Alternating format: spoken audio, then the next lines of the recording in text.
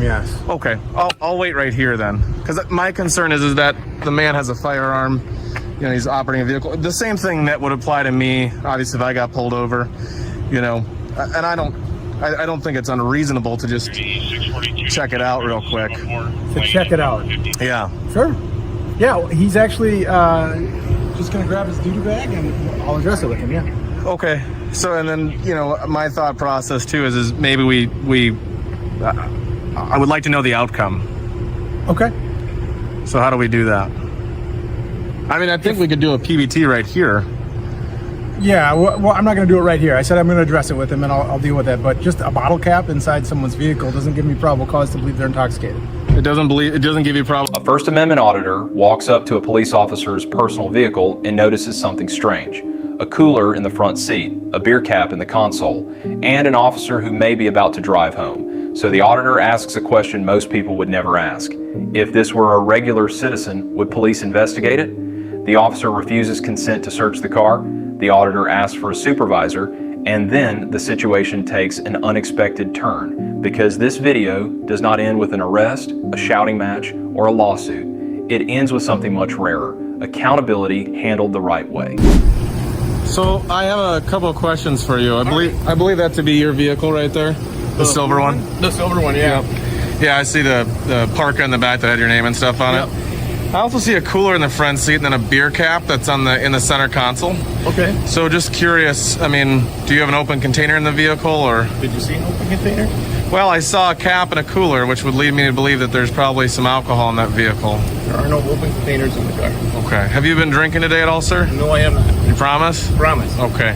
Can we do a quick... This is where the story begins. The auditor is not making a direct accusation yet. He is building a public concern. He sees three things. 1, the officer's personal vehicle. 2, a cooler in the front seat. And 3, what looks like a beer cap. In Minnesota, open container law focuses on an open bottle or receptacle containing alcohol inside a private motor vehicle on a street or highway. So a beer cap alone is not the same thing as an open container. But from the public's point of view, the question is obvious. Would police treat a regular citizen the same way? Field sobriety test on you? No, we can't do that. Okay, and why is that? Because I'm trying to get my report done so I can get out of here. Well, I understand that, but what I'm saying, just from the public's viewpoint, right? You want to call my supervisor and have him give me a PBT? I'm fine with that. But I'm not going to do... You just won't follow the finger real quick and that's it? An officer safety issue. Okay. And COVID. I don't want to get that close to you. That's fair. Okay. Yeah. Do you mind if I look in your vehicle real quick? Just to the front seat there? Like you were doing?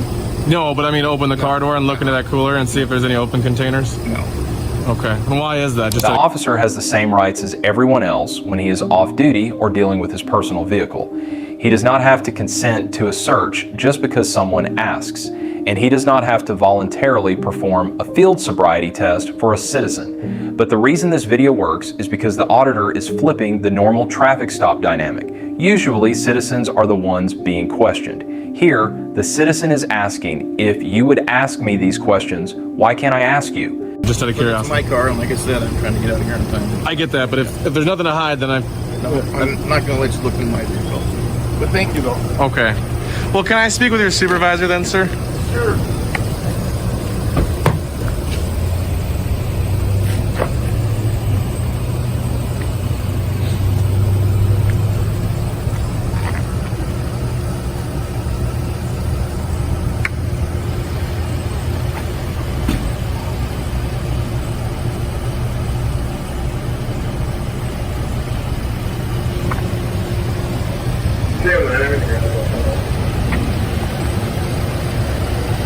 Sergeant Peter off on his way out. Okay. You understand my concern, right? No, I don't. Okay. Well, I'm just doing my job, you know. Hey, Sergeant. How are you? Good. What's your name and badge number? My name's Adam. Adam? Okay. Peter Hoff. My badge number is 36 Sam 9. You want a card? Yeah, that'd be great. That'd be awesome. Well, say, I'm gonna, if he can watch you so I can show you what I'm talking about, I'll go to the opposite side of the vehicle so you can look in without, me being behind you. But I just want to show you something in his vehicle right here. Sure. So I'm gonna go on this side so that way you can go to the other side. And I have no weapons on me or anything like that. I'll show you right now just so you can see it. Okay. I just want to let you know. In this vehicle? Yes, in this vehicle. So this is Officer Bennings, and if you look right here towards me in that little pen compartment, you'll see a bottle cap that's open from a beer, a Corona, and then a cooler there. Okay. And so my concern is that obviously that would lead me to believe there's maybe an open container in the vehicle or something like that. Okay. And also would give me some concern that maybe Officer Bennings had been drinking today or something like that. Okay. He won't let me look in the vehicle, which is fine, but I think he's obviously been driving here and he's about to get in his personal vehicle and go home. So I asked, yes. Okay, I'll wait right here then. Because my concern is that the man has a firearm, you know, he's operating a vehicle. The same thing that would apply to me, obviously, if I got pulled over, you know, and I don't think it's unreasonable to just check it out real quick. To check it out? Yeah. Sure.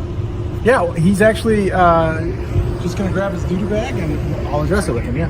Okay. So, and then, you know, my thought process too is maybe I would like to know the outcome. Okay. So how do we do that? I mean, I think we could do a PBT right here. Yeah, well, I'm not... The auditor is not just talking about a beer cap, he is talking about equal treatment. If a regular citizen had a cooler, a bottle cap, and was about to drive, would police ask questions? Probably. Would they maybe ask for a sobriety test? Possibly, depending on the facts. But here is the legal line. Suspicion is not the same as proof. In Minnesota, a preliminary breath test generally requires a reason to believe the person may be violating DWI law. So the real question becomes, is a cap and a cooler enough? The sergeant says no. And legally, that answer is not crazy. I'm not going to do it right here. I said I'm going to address it with him and I'll deal with that. But just a bottle cap inside someone's vehicle doesn't give me probable cause to believe they're intoxicated. It doesn't give you probable cause to also believe there might be an open container in the vehicle. He's not in the vehicle. I understand that, but he's about to be in the vehicle, and there's also okay. And so what did he show up in? How did he get to work? I don't know. Okay. Well, that's the important thing, right? Because he's a police officer with a gun on him, and I totally get it. But then he goes out to the public and enforces the law. And my only concern is, if he's not intoxicated, great. That's good. That's what I want. I don't want him to be intoxicated or have any alcohol in his system at all, because, as you know, that would void his... It's against our policy. Correct. Yeah, well, it's against, I think, most police departments, which obviously that's a good thing. But so I just think it's important that we just address that, and then we can show the community that, hey... This is where both sides have a point. The auditor is right to ask, will you investigate your own officer like you would investigate the public? But the sergeant is also right about one thing. A bottle cap alone does not automatically prove intoxication. For an open container violation, the law is about an opened bottle or receptacle containing alcohol. For DWI, the issue is impairment or alcohol concentration while driving or operating a vehicle. So this is a gray area. It is not nothing, but it is not automatic probable cause either. I'll address it the way we see fit, and if you want to stop back and you got my card, you can call me and I can have a discussion with you about the outcome, okay? Okay. So there's no way that you'll do a check to make sure there's not an open container in there, and there's no way that you'll just give him a PBT or do the fingers. No, I'm going to address it with him the way I see fit. Thank you for bringing it to my attention, okay? Okay. All right. Well, I appreciate it, Sergeant. Any other questions after we're done? Take a PBT right now, I guess. That'd be great. Then it would settle it and I could leave. Because he's been very kind. He's been very nice and professional. What years were you at Fort Bennings? Well, I'm not going to say right now. Oh, after I take it to him? Yeah, maybe. Yeah, maybe. I'll do that. In fact... Do you know how these work? A little bit, yeah. So, right now it's just giving us a temperature. Okay. Doing an air blank. So, it's sampling the air that we're breathing right now. That means there's nothing in that sample of the air. Do you... I don't care who does it. I mean, you can try and figure out how to cheat it, but I don't. That says test, and that means it's ready to go, so he's going to blow it. And then it has to have two asterisks that come up. The first one just shows that there's air going through. And the second one will show that there was an adequate sample. Okay. And that click means it was an adequate sample. And then it thinks and it calibrates. And then comes the twist. Instead of walking away, instead of saying, go file a complaint, instead of escalating, they do the test. This completely changes the tone of the video. Now, the officer is not just saying, trust me. He is showing the public, I have nothing to hide. For a police accountability channel, this is gold, because it proves the channel is not only about catching bad cops, It is also about recognizing good conduct when it happens. And you can see it says 000. Okay. My name is John. I can't put the quote. Oh, yeah. Okay, we'll do one of these elbow things. I think we already introduced ourselves. Yes, but I didn't tell you my name before, so now I'm going to tell you my name. My name's John. I'm a First Amendment auditor. What I do is I go out and I check with the. I'm going to take my mask off. You guys are cool with that? Is that okay? Yeah, as long as I'll stay. I'll stay 6 feet back. Okay, so what I do is I go around to different law enforcement facilities and I check them out. And I'm not trying to hassle you. I didn't think you were drunk, but what I'm going to do is I'm always going to investigate things as much as I can and I release that to the public. Okay. Okay. Sure. Two things I'll say right now. Number one, you're very professional. Thank you. You're an outstanding officer. I've met a lot of officers. You were amazing. Thank you. You were willing. You were honest. You were forthcoming. Like, you were great. I get the annoyance. You should be annoyed. I totally get it. How many people do you pull over and they're like, "Oh, hey, I'm super excited." You know what I mean? I get it. I get it. So I'm not gonna make a long speech. The auditor reveals what he is doing. He says he goes to law enforcement facilities, tests public accountability, and releases it to the public. But then he does something many auditors do not do enough. He gives credit. He tells the officer, "You were professional. You were honest. You had nothing to hide." That is why this ending works.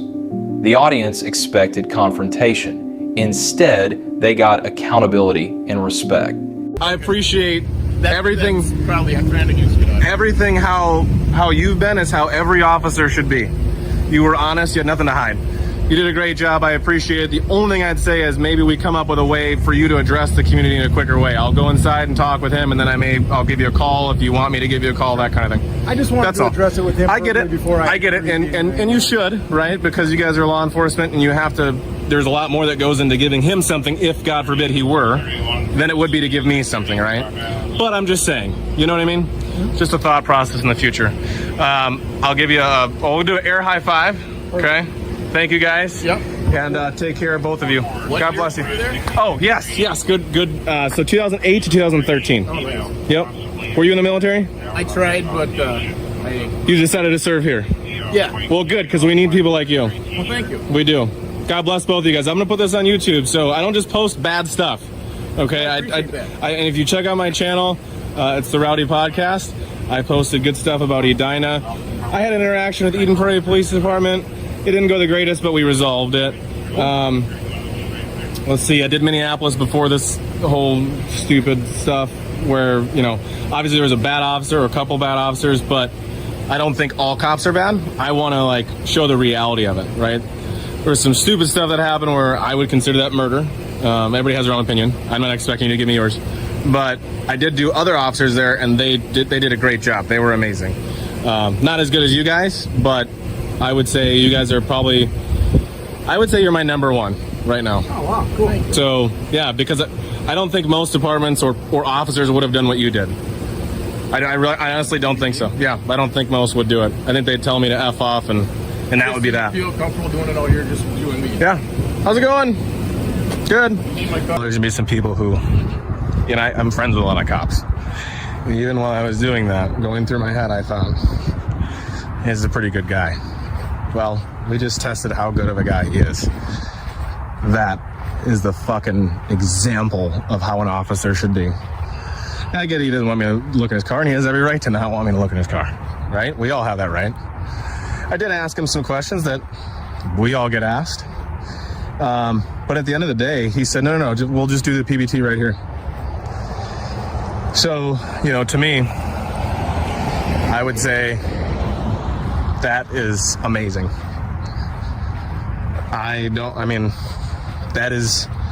That's a good fucking department right there. Excuse my French, but that guy makes me motivated. I'm happy to see police officers like that.